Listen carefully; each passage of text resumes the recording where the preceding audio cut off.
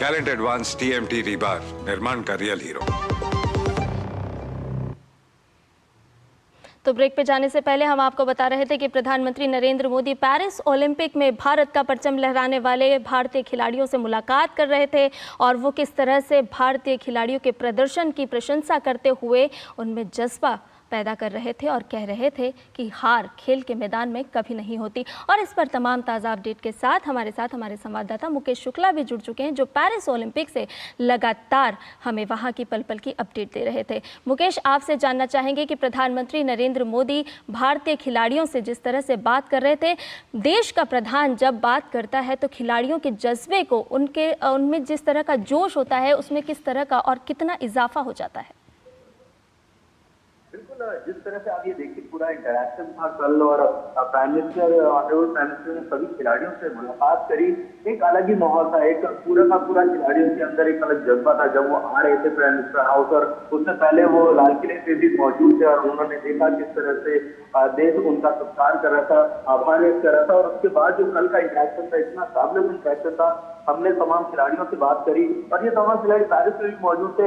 इनको साफ तौर पर ये दिखाने की कोशिश की गई कि आप हारे नहीं है, जो हारे हैं तो ये ना माने कि वो हारे हुए हैं। उनको भी उन्होंने उसी तरजीह पर पूरी की पूरी शुभकामनाएं दी, बधाई दी। और उन्होंने देखिए किसी का नाम लिया, जैसे मनिका बत्रा, ये वो तमाम खिलाड़ी रहे, दीपिका, कि जिन्होंने अपने खेल से लोगों को प्रभावित किया। भले इनके पलक नहीं आए, लेकिन इन्होंने जो माइलस्टोन अचीव किया बड़ा था। लक्ष्य सेन को उन्होंने बताया कि उन्होंने उनको कब से देखना शुरू किया। बोल रहे थे कि लक्ष्य इतना छोटा था, जब मैंने उसको खेलते देखा, लक्ष्य इतना बड़ा हो गया। तो एक प्लेयर के अंदर अलग से एक भावना पैदा होती है कि एक देश के प्रधानमंत्री उनको कितना क्लोजली वॉच कर रहे हैं। संजय को उन्होंने पूछा, भाई रिटायरमेंट तुमने पहले से ही सोच लिया था या तुम्हें रिटायरमेंट खेल के दौरान याद आया? तो एक इमोशनल कनेक्शन था वहां पर खिलाड़ियों के साथ। उनका खेल को लेकर के जो उनकी रुचि थी वो जानने की कोशिश करी। मनु भाकर को बताया कि कैसे उन्होंने इतना बड़ा जो माइलस्टोन है वो अचीव करा। 2 पदक एक ही संस्करण में जीतने वाली वो पहली निशानेबाज बनी। तो एक सफर की उन्होंने कहानी बताई, कैसे वो आते हैं महाराष्ट्र से, कोल्हापुर से, और कितना लंबा उनका सफर था। गाँव से शुरू हुआ वो सफर और यहाँ तक पहुंचा। तो ये बड़ा ही मोटिवेशनल था। मीराबाई चानू थी जो अपना एक्सप्रेशन वहां दे रही थी, बता रही थी, और तमाम एथलीट बड़े खुश थे।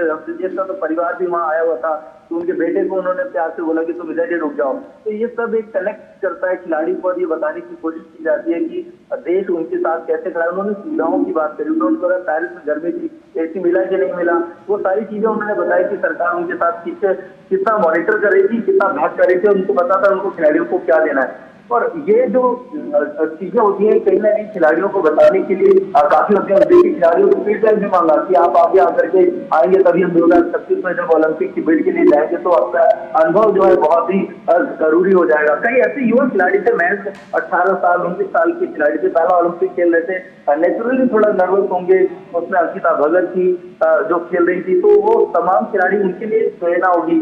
मैंने देखा ऋतिका हुड्डा ने उनके पैर छुए तो कितना स्नेह था PM साहब का उनके प्रति, और जो खिलाड़ी थे वो परिवार की तरह उनको मान रहे थे, एक आदर्श की तरह देख रहे थे। तो ये काफी सिल्वर लाइन पैदा करके एक नई रोशनी आगे के लिए पैदा कर दिया। और उन्होंने ये भी बताया देखिए कि टोक्यो ओलंपिक जो था उसके बाद जो समय था वो 3 साल का था, नहीं तो आमूमन 4 साल बाद ओलंपिक होते हैं, तो समय भी कम था। लेकिन जो कम समय था उसको कैसे सदुपयोग किया गया, कैसे उसको यूज किया गया। सबसे बड़ी बात देखिए, सपोर्टिंग स्टाफ, इतना सारा दल इस बार भेजा गया था। 117 एथलीट थे, उसके ऊपर उस 140 के आसपास जो सपोर्टिंग स्टाफ था वो तमाम था। डॉक्टर पारदीवाना वहाँ मौजूद थे, पीटी उषा मौजूद थी। तो सभी के योगदान पर उन्होंने चर्चा करी, सभी से फीडबैक लिया।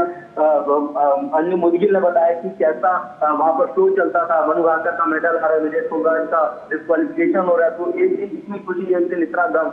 तो खिलाड़ी कैसे उस मानसिकता से निकल करके आगे आ रहा है, ये तमाम चीजें उन्होंने पूछी, जानी। और उसके बाद खिलाड़ियों को उन्होंने बताया कि भाई जीत का मूल मंत्र क्या होता है। और जो उनकी आज से नहीं, अभी देखिए पैरा टीम है या जो भी टीम जाती है या क्रिकेट की टीम जीत करके आती है, किसी ऐसे खेल पर नहीं जो पर्टिकुलरली सभी के साथ इंटरेक्शन करते हैं, सभी का फीडबैक लेते हैं और एक दूसरे के अंदर वो बात का प्रचार प्रसार किया जाता है कि देखिए छोटे छोटे खिलाड़ी कैसे कैसे माइलस्टोन अचीव कर रहे हैं। तो ये तमाम चीजें हमने देखी और और हमने देखा खिलाड़ियों ने कैसे ऊर्जा की तरह से खेला। मैंने पहले भी ये बात बड़ी डिस्कस करी थी, खेलने में कोई कमी नहीं थी, एग्जीक्यूशन जो था वो ठीक से नहीं हो पाया, या उस दिन खिलाड़ियों ने माना कि उनका दिन नहीं था। नहीं तो लक्ष्य सेन ने जो मुकाबला खेला, उन्होंने अपने 2-3 बैडमिंटन के शॉट भी बताए। उन्होंने बोला कि मतलब वो कॉन्फिडेंस जब बड़ा होता है तो आप कोई भी ऐसा शॉट खेल पाते हैं जिसके लिए कभी आपने कल्पना भी नहीं करी होती है। तो ये तमाम चीजें खिलाड़ियों का मनोबल बढ़ाने के लिए की गई थी। तो मुझे लगता है कि ये जो इंटरेक्शन है आगे आने वाले समय में जो नए गेम्स होंगे, नए यूनिट्स होंगे, उनमें बहुत ज्यादा प्रभावित करेगा। नीरज चोपड़ा के लिए उन्होंने खास बातचीत करी कि कितना पोटेंशियल है, नीरज ने कैसे रिकॉर्ड अचीव करा, back to back gold Tokyo में, फिर यहाँ सिल्वर। और नीरज ने भी माना था उस दिन की कुछ कमी रह गई, नहीं तो नीरज अपने परफॉर्मेंस में कहीं पीछे नहीं थे। उन्होंने कहा जो शो था उन्होंने बहुत बेस्ट किया। हालांकि नदीम आगे निकल गए और वो कह रहे थे कि पाकिस्तान के शो के बाद लोगों ने मान लिया, जर्मन और तमाम जो फॉरेन शोवर थे कि नहीं अब ये तो नहीं हो पाएगा। बट नीरज एक ऐसे खिलाड़ी थे जिन्होंने 89.34 मार के दिखाया कि नहीं भाई, स्टिल वी आर ऑन, हम करेंगे इस मुकाबले में। तो रिजल्ट आपके पास सही नहीं होते, लेकिन आपका परफॉर्मेंस आपने आता है। जी बिल्कुल। तो प्रधानमंत्री नरेंद्र मोदी ने खिलाड़ियों का मनोबल बढ़ाया है और निश्चित तौर पर ये जो मनोबल है वो अगले ओलंपिक में देखने को मिलेगा कि किस तरह से भारतीय खिलाड़ी अपना प्रदर्शन करते हैं। उन्होंने साफ तौर पर जीत का मूल मंत्र प्रधानमंत्री नरेंद्र मोदी ने तमाम खिलाड़ियों को दिया और इस पेरिस ओलंपिक में जो भारतीय खिलाड़ियों ने हिस्सा लिया उन्हें तो जीत का मूल मंत्र दिया ही, साथ ही जो भारत के बाकी युवा खिलाड़ी हैं वो अलग अलग चैंपियनशिप में जब अपना प्रदर्शन करते हैं तो किस तरह से वो अपना बेहतर प्रदर्शन कर सकते हैं, इस पर भी प्रधानमंत्री नरेंद्र मोदी ने साफ तौर पर जिक्र करते हुए तमाम तरह के मूल मंत्र दिए हैं। आगे भी हम इसी पर बने रहेंगे, लेकिन फिलहाल ले रहे हैं छोटा सा ब्रेक। इसी जान जो है सारे घर की दुलारी, उसकी सुरक्षा और स्वास्थ्य है हम सब की जिम्मेदारी। 5 साल से कम उम्र के बच्चों को दस्त से बचाने के लिए तैयार है परिवार। रक्षा, रोकथाम और उपचार। रक्षा के लिए 6 महीने तक बच्चे को सिर्फ माँ का दूध पिलाएं। रोकथाम मतलब साफ घर, साफ टॉयलेट और साफ बर्तन, और खाना बनाने से पहले और शौच या मल साफ करने के बाद हाथ अच्छे से धोएं। उपचार के लिए जब बच्चे को दस्त लगे तो उसे तुरंत ORS का घोल पिलाएं और 2 हफ्ते तक जिंक की गोली दें। दस्त होते ही अपने नजदीकी स्वास्थ्य केंद्र से जल्द संपर्क करें। ORS और जिंक की गोलियां स्वास्थ्य केंद्र पर निशुल्क उपलब्ध हैं। जब बच्चे स्वस्थ रहेंगे तो हंसते मुस्कुराते रहेंगे। याद रहे, दस्त के विरुद्ध तैयार है परिवार। रक्षा, रोकथाम और उपचार।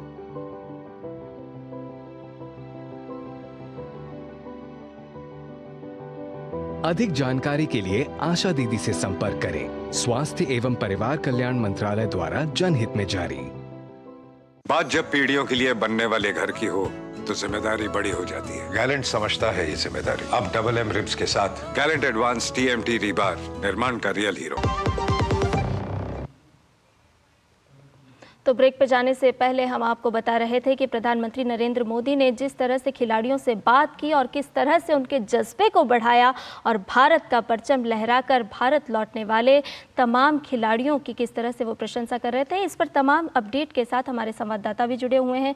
हमारे संवाददाता अरुण शर्मा से बात कर लेते हैं। अरुण, आपसे जानना चाहेंगे कि हमने अभी एक वीडियो देखा जिसमें प्रधानमंत्री नरेंद्र मोदी पेरिस ओलंपिक में भारत का परचम लहराकर लौटे खिलाड़ियों का जज्बा बढ़ा रहे थे और उनको जीत का मूल मंत्र दे रहे थे, किस तरह से उन्हें आगे भी बेहतर प्रदर्शन करना है और सरकार किस तरह से उनका सहयोग करेगी। तमाम बिंदुओं पर प्रधानमंत्री ने खिलाड़ियों से बातचीत की। किस तरह से आप देखते हैं कि जब देश के प्रधानमंत्री, देश के मुखिया इस तरह से खिलाड़ियों का हौसला अफजाई करते हैं तो कितना प्रभाव पड़ता है खेल के मैदान में? देखिए संध्या, एक प्लेयर जो होता है उसके लिए सबसे बड़ा चैलेंजिंग पॉइंट ये होता है वो मल्टीपल प्रेशर के साथ जूझता है। उस पर यह भी प्रेशर होता है कि अगर मैं अच्छा परफॉर्म नहीं करूंगा, अगर मेडल नहीं जीत पाऊंगा तो मेरा आगे करियर का क्या होगा, मेरा क्या लाइफ पाथ रहेगा। लेकिन प्राइम मिनिस्टर नरेंद्र मोदी ने जब ये इंटरेक्शन आपने देखा अभी के ओलंपियंस के साथ में किया तो सबसे पहले उन्होंने यही कहा कि आप ये भूल जाइए कि कोई भी हार के आया है, हर कोई जीत करके आए हैं, आप अच्छा परफॉर्म करके आए हैं। मेडल्स कितने आते हैं, कैसे आते हैं, वो उससे ज्यादा इम्पोर्टेंट ये है कि आप कैसा परफॉर्मेंस करते हैं, प्राइमरीली उस बात पर आपको फोकस करना चाहिए। तो सबसे पहले प्राइम मिनिस्टर मोदी ने एक तरह से जो एक झक होती है, डर होता है, जो प्रेशर से जो डील करता है, जो प्लेयर्स होते हैं, उसको कहीं ना कहीं एड्रेस करने की कोशिश की, जो कि बहुत चैलेंजिंग होता है किसी भी प्लेयर के लिए। आप इंटरनेशनल प्लेटफॉर्म्स पर खेलते हैं तो बहुत ऑब्वियस होता है कि मल्टीपल प्रेशर से आप जूझते हैं, तो उस चीज को एड्रेस करने की बात है। ये point number 1। Point number 2, prime minister Modi ने जब इंटरेक्ट किया तो एक तरह से उन्होंने ये भी पूछा कि क्या बेस्ट प्रैक्टिसेस चलती हैं, क्या चीज हम लोग अडॉप्ट कर सकते हैं। तो एक तरह से वो प्लेयर्स से भी जानना चाहते हैं, क्योंकि इस बात को हम सब जानते हैं कि 2036 के अंदर भारत एक तरह से ओलंपिक की मेजबानी के लिए आगे बढ़ना चाह रहा है। अब ऐसे में क्या बेस्ट प्रैक्टिसेस चलती है? तो जैसे हमने एक इंटरनेशनल इवेंट अभी हाल ही में G20 का किया, जो दुनिया के लोग देखते रह गए कि किस शानदार तरीके से एक डेवलपिंग इकोनॉमी ने G20 जैसे जो मल्टीलैटरल प्लेटफॉर्म का जो आयोजन है वो किया। वैसे 2036 के अंदर अगर भारत इस मेजबानी की तरफ आगे बढ़ता है ओलंपिक को आयोजन करने के, तो क्या बेस्ट प्रैक्टिसेस है जो कि भारत लेकर के आ सकता है? तो डायरेक्टली एक तरह से प्राइम मिनिस्टर मोदी प्लेयर्स से इंटरेक्ट कर रहे हैं, कोचेस से इंटरेक्ट कर रहे हैं, इनफैक्ट उनकी जो हेल्थ की जो टीम है, न्यूट्रिशनिस्ट हैं, इन तमाम लोगों से इंटरेक्ट कर रहे हैं। तो एक तरह से सीधे इनपुट ले रहे हैं प्लेयर्स के साथ में कि हमारा जैसा भी परफॉर्मेंस रहा, अब इससे परफॉर्मेंस बेटर करने के लिए हम क्या कुछ कर सकते हैं। तो एक तरह से सेकंड पॉइंट उनका रहा कि क्या बेस्ट प्रैक्टिसेस को हम इम्प्लीमेंट कर सकते हैं। Last but not the least, prime minister Modi का एक बहुत ही क्लियर विजन रहा प्लेयर्स को लेकर के। तो जिस तरह के इनिशिएटिव पिछले 10 साल के अंदर हमने देखे, आप देखिए कि मैक्सिमम प्लेयर्स जो इस समय ओलंपिक के मेडल्स भी लेकर के आ रहे हैं, जो पार्टिसिपेट, जो कंटिजेंट का पार्ट है, खेलो इंडिया की उपज है। तो इस खेलो इंडिया जैसे इनिशिएटिव ने बहुत इंपॉर्टेंट रोल प्ले किया।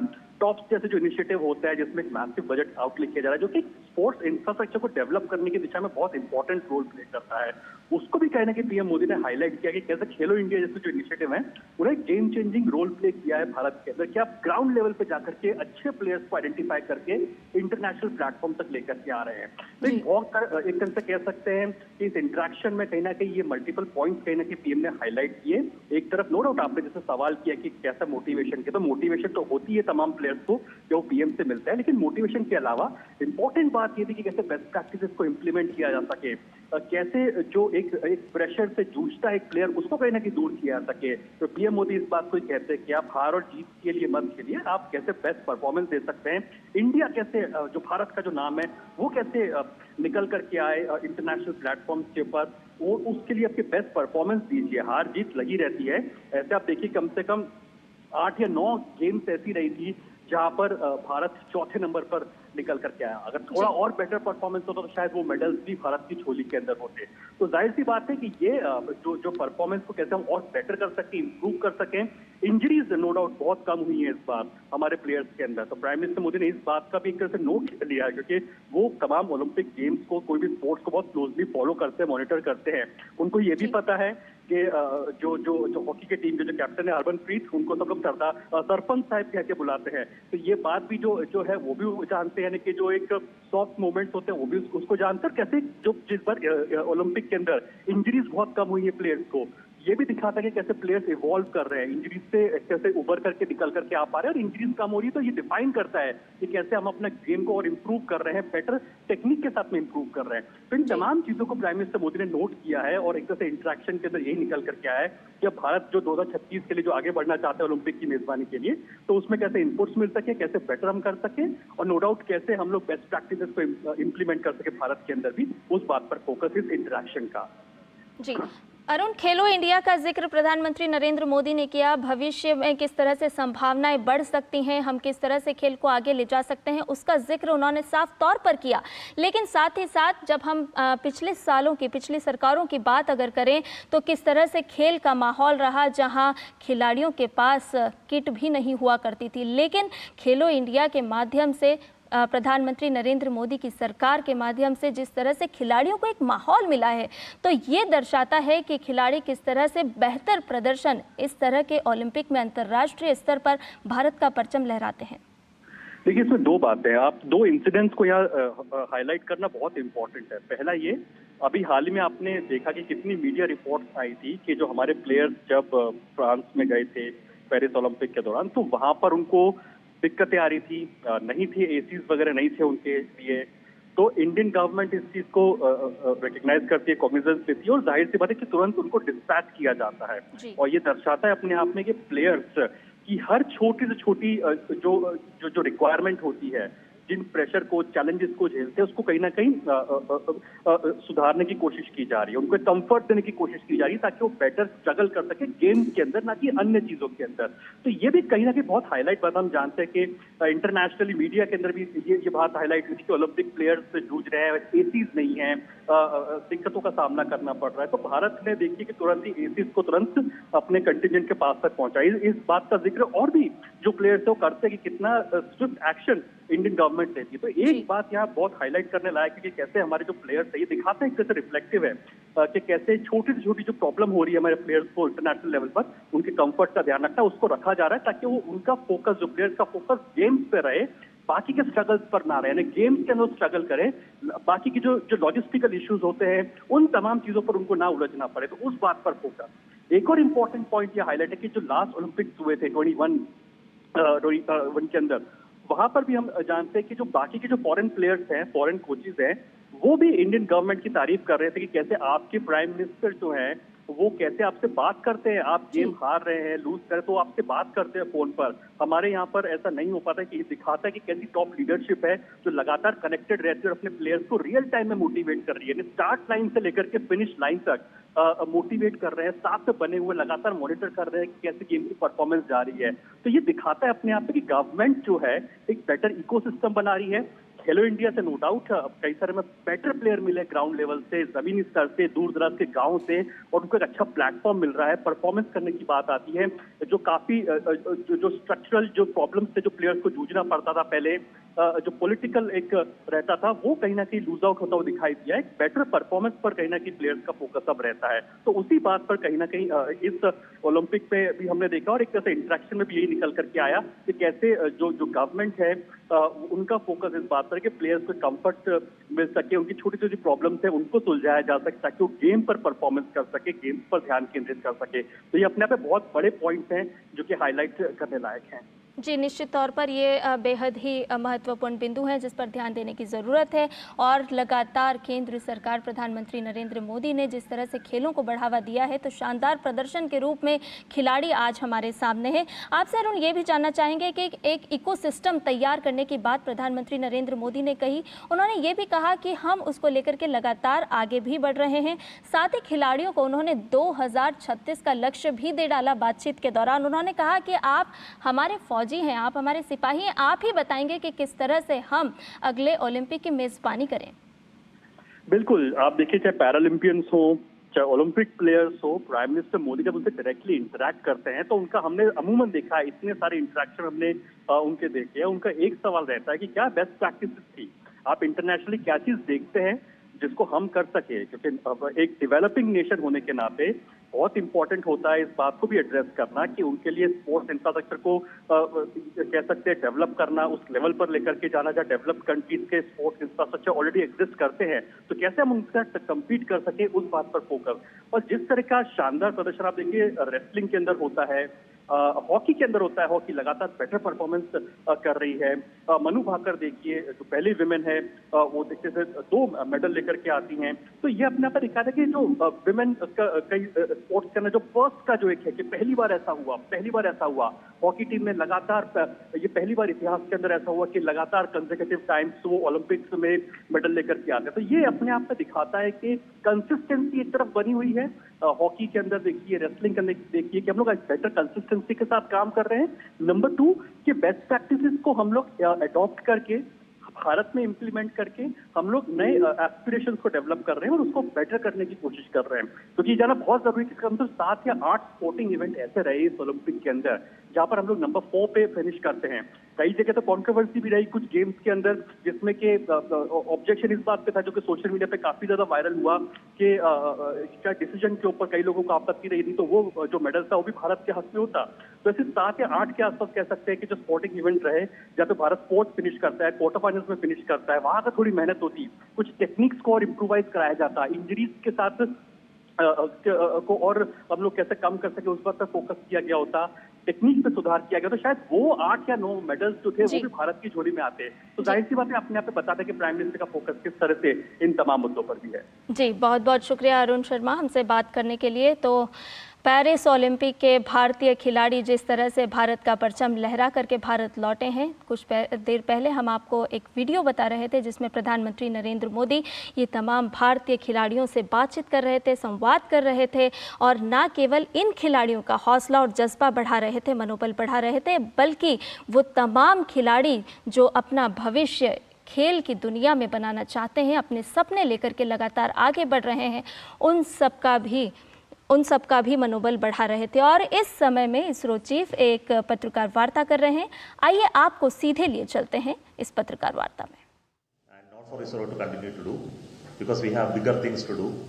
So, and we have designed it in a simple manner, which is industry friendly for production and at lower cost and very short assembly time, integration time, testing time, and has an architecture which is more failure proof and they use commercial off-the-shelf components. So there are many features that we have built into the rocket to make it very industry friendly, and we are hoping that there is a huge amount of interest and they will come out with a good proposal finally, and the whole activity of industry technology transfer activity is being initiated through InSpace. After they finalize the industry consortium, ISRO will work with the industry for knowledge transfer, and NCIL will place orders on them for further launches. And coming to the satellite, this satellite is a micro satellite series, but with a lot of improvements. As already we have put up the detail in the website on what all features it has, and also very interesting 3 payloads. All details are already known to you, I don't want to repeat, and we are waiting for it to start functioning. Everything is going well in the initial phase, and post next 2-3 days of time, the satellite will become ready for imaging, and we will be able to show you the first of images very soon, I hope, if everything goes well. So thank you once again, and on the dais we have the directors of SDSC Shah, Rajarajan, Director of VSSC, Sri Dr. Unikrishnan Nair, Director of URSC, Sri Shankaran, the Director of LPSC, Dr. Narayanan, the Mission Director, Mr. Vinod, and the Director of the Spacecraft Project, Avinash. So questions, please. What about next launch? No, let us talk about this launch first. Any more questions on this launch? Sir, the take demo will be provided to others, but what about the launch plan, sir? Will it be done on ISRO platform, or are you also planning for SSLV to be done private? Yeah, what do you mean by ISRO platform? Launchpad? No, Launchpad, there are 2 Launchpad. One, we have the one at Satish Dhawan Space Center, what we have here. And we are building new one at Thoothukudi, that Kulasekarapattalam. And that construction has just started. And it will take 2 years to commission. But up to that time, whatever launches are to happen, it will happen from Shah. But beyond that also, it need to happen from both Shah and Kulasekarapattalam, depending upon launch azimuth. You know, when you launch from Kulasekarapattalam, you cannot launch towards east because of Sri Lanka. You can launch towards south. So all southern launches can happen from Kulasekarapattalam, which will be more efficient. And launch like today, which is at 37-degree inclination, has to happen only from Shah, because we cannot make that launch from there. Can still be launched, but with a lower payload. So we will have to look at how sharing will happen. The polar launches will take from there, and others will happen from here. That's one satellite launch. Later, below, 18 months, second month. I didn't get the question.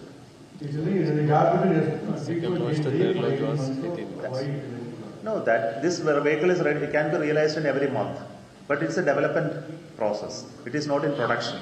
So the production model is different than development model. In a production system, orders are given for tens and tens of rockets. So we will be able to produce in numbers, like car production. If you are making one car, after that you are making second car, it will take 1 year. But if you are making 100,000 cars or 10,000 cars in one series, it will take very small time between them. So it is simply an issue of the planning process of production. So nothing to do with this gap. This much is enough for development program because we are in the process of development. But in the operational regime, it will be much shorter.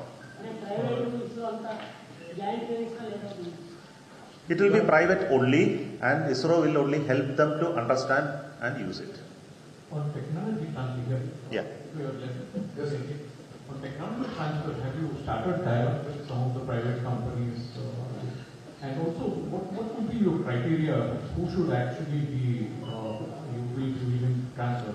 And third question is, will it be open for the domestic alone or maybe international people can also do? Okay, that's a very good question. What we did is, first we wrote a request for RFI has been written, and we brought all the people who are interested to take up this technology. All industries came forward as single, as consortia. We called all of them to ISRO. InSpace has organized it, had a one-day long interaction to understand what are their issues of technology transfer, how to do it, our expectations of them, etc. So that dialogue is already over. So from that we understand there is a huge amount of interest to learn, and we also told them it is a huge challenge to anybody to learn rocketry from scratch. It's not just manufacturing technology we are transferring the knowledge also of how things are done, not how how the drawings alone, but the knowledge behind it also we want to transfer. So that requires working with us. It is simply not a technology transfer document or a drawing that we are giving. They are coming inside ISRO, working with us and learning it. Technicians, supervisors, planning, designers, everybody will come. So we are actually teaching them how to build the rocket. And companies who have an ability to learn this with certain expertise. So we have cataloged what are the skills that industry should possess. There should not just a manufacturing industry, but should be an industry with a background in aerodynamics, thermal design, control system, electronics. Many domains are involved. If these domains skilled people are there, only then they can understand. So we have set of criteria. Our RFP documents talks about all these criteria, and we will look at criteria of manufacturability, their capability and facilities, and financial strength of the company, and many other factors we have put it. For each one of them we have put weightage and marks, which is public document, and based on that the companies will be shortlisted and final contract will be given. And they have to also pay for the technology transfer fee, and if they are willing to pay only, it will be given. And this is only for domestic companies and not meant for foreign companies. So in this particular satellite and in this particular mission, we've seen a 500 kg payload class rocket lift, 175 kg payload class satellite. So, I mean, if you could just explain why is it that we did not utilize the max payload one? And also, was there a possibility of sort of utilizing the payload more by increasing the fuel and thereby increasing the life also of the satellite? Any rational behind that? So it is simple. Its capability is still 500. So what we did is we have to put the dummy masses to design the whole vehicle. Otherwise, what will happen is, being a solid rocket, it can overperform. So if the payload is not less, if the payload is less, so what we did is we put the sufficient dummy masses to offset that part. It all happens with what is available at a given point in time for a mission. Every satellite cannot be injected to any orbit. So at this point, I have only this satellite. If there is a satellite weighing 500 kg is available, it would have been good, but it's not available. So I believe that when a rocket is designed, it is always designed for a very high capability, and based on demand, it will be utilized. So you're saying that 175 plus 200 plus kg mass. So it was actually 500 kilos that flew, but it's the payload.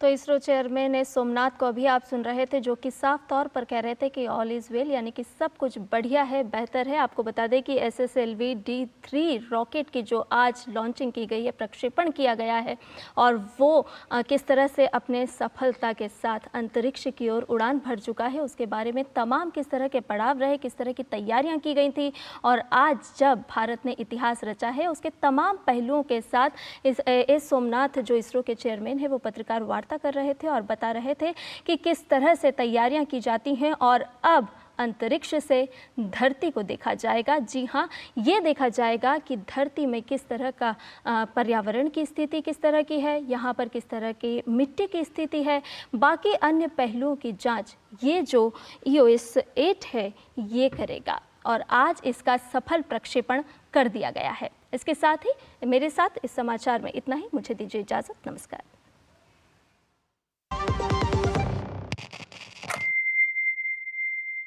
जय भारत, जय भारत, जय भारत।